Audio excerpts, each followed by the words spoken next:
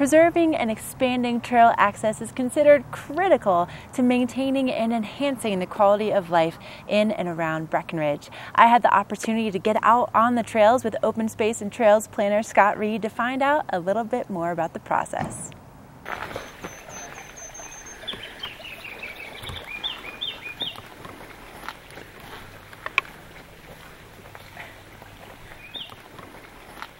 What happens, when this goes on and people are using the trail and maybe they're not supposed to be?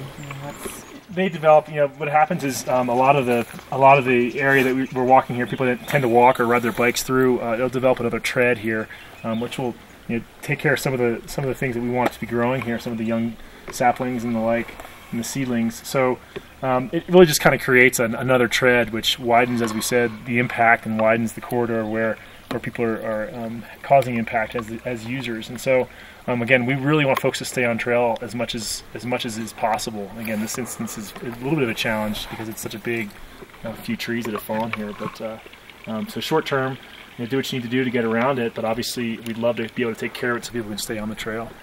And so how, with people that are, let's say, just using this section and not, if nobody calls you, don't find this for a while, how long does it take for another trail to kind of develop?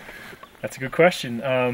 It doesn't take very long. It depends on the soil. It depends on a number of factors, but it tends to be in the area between 5 and 10 passes before you really get a development of a new tread.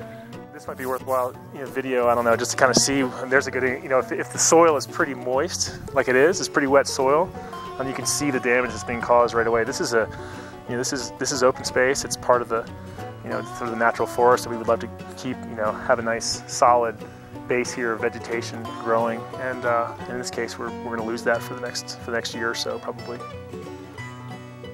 Soil compaction, soil displacement, it'll erode faster, so it'll move along, and also, like I said, it'll hold more water, so if people continue to use it, we'll have some challenges with additional muddy spots that'll last longer. Well, soils here are very thin, so anytime you displace soil and erode it and it runs downhill, it'll ultimately end up in the creeks, which is not good for water quality. It also makes it so that things won't grow there. They won't tend to grow. And I think the growing season here is so short and our soils are so thin that we want to give every opportunity for the plants to regenerate and grow in these areas, especially in the open space areas. We're trying to protect them from disturbance and development. Yeah, water quality is a big one. So it'll disturb fish bedding and fish feeding, and it just makes it less of a vital water source if you have a lot of erosion, a lot of what's the right word I'm looking for, sediment in the stream, in the rivers.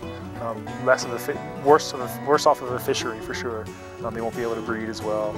And yeah, that's a big part of it, is watching all this run down. I mean, ultimately, all is going to end up in the sea, in the oceans, but it has a long way to go before then. So we want to try to prevent as much runoff as we can of sediment into the water sources.